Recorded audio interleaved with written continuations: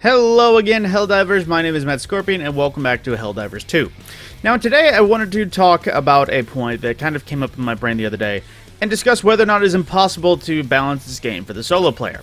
Now, I know what you're saying, Helldivers is meant to play co-op. I'm looking at this the idea of somebody who's dropping down and is just trying to put in a few hours of work. They're not literally looking to do an expedition, they're not going into the highest tier difficulty, they're just trying to play the game. But generally, there isn't really many options still, because about level 4 is when most of the enemies will be showing up anyways, save for Factory Striders and Bile Titans. You'll still be finding Chargers and Automaton Tanks and Hulks.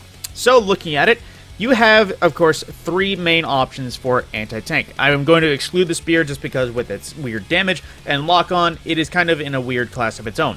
But looking at the main 3, you have the expendable anti-tank, a simple shot tube rocket launcher that with a short cooldown brings 2 tubes per. You can have about 3 at any time because of the one you held on your back and the one you call in.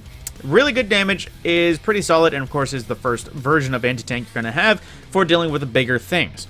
Then you're also going to have the recoilless rifle, which with assistance can fire quite quickly, but again, this is talking from the solo player, so between every shot you have to reload it and be still for about 6 or 7 seconds, which of course makes you a very big target.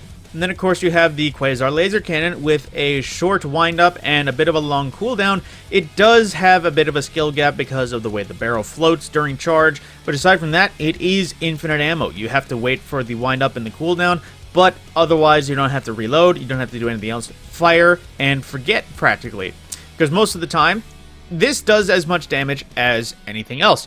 Comparatively, the Quasar, the expendable anti-tank, and the recoilless all have the capability of one-shotting a charger to the brain. So when you think about that, why is it that anyone would pick anything but the Quasar? Because looking at it for list of pros and cons, the Quasar does have, let's just say, a flat 20-second cooldown between shots. So you can fire it and wait 20 seconds and have the wind-up. It's roughly 23 seconds between shots, which you can get 3 shots off by the time an expendable anti-tank would come back. So roughly it has the same ammo, but of course the expendable has an issue where you have to call it again. If you call it and somehow the enemy rushes you and it's in a spot that is not accessible, then you're going to be kind of screwed.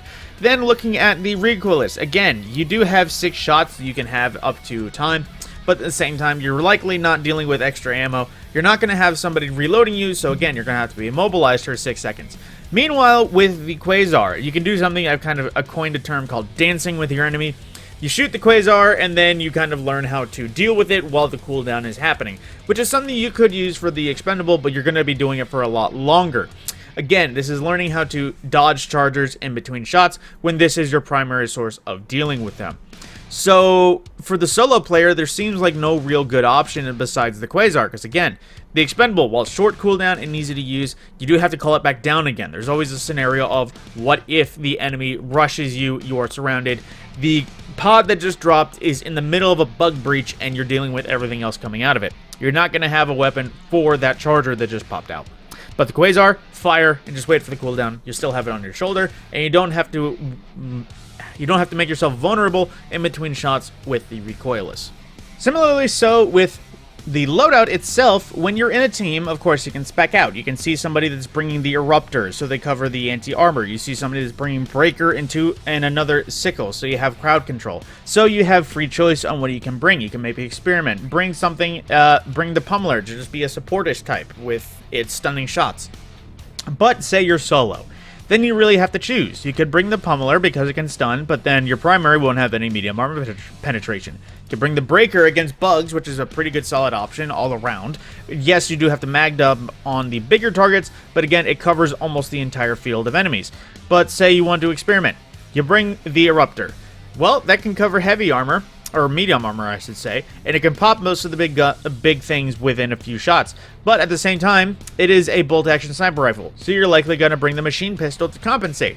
Or, doing what a lot of people do that I've seen, is bringing the Eruptor or something slow firing, and then also bringing in a machine gun, and for the emergencies, also bringing expendable anti-tank, so you can have the anti-armor for things like Chargers and Hulks. But in the same point, you are taking a lot of power away because you have 2 stratagems for weaponry.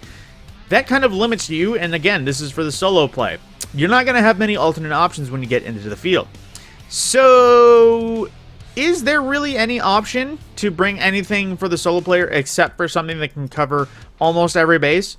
Thinking of it in the terms of auto rifles, Basic Liberator, pretty solid perk, but at the same time, it is basically just light armor. Most people towards endgame would likely pick the Liberator Penetrator, because being able to deal with medium armor does definitely help. But then from that point, most people will pick the Adjudicator for more damage per shot, because it's already medium armor penetrating and seems to be the bigger pick above everything else. So why pick anything else if you're looking for something that's full auto but this? I asked that because, really, if you're going into higher tier, what auto rifle would you pick of everything up there? Yes, the Tenderizer is accurate, you could hit the headshots, but most of the time people aren't going to have the time for accuracy. Then there is Liberator Concussive. Yes, it can do damage past armor, but it can't break armor, so it would still take a lot of shots to go through, even if it is good at staggering. So you're likely going to pick the Adjudicator because it can penetrate almost everything on the field, and it has decent enough damage, even if its recoil is weird and its capacity is slightly lacking. So from that point, that is kind of what I wanted to say. Is Helldivers impossible to balance for the solo player? I definitely think so, or at least it's impossible to have choice when it comes to the solo player. Now, again, I am saying for this as the person who is dropping in, they are taking care of their daily bounties or something like that. They aren't exactly doing a whole operation on their own or doing multiple operations at a time. So, really, yeah, I do think it is impossible to balance it for the solo player, but then again, like I said, this game isn't really meant for the solo player. I just wanted to ask that question. On that note, my name is TheMadScorpyon. I will see you in the next video.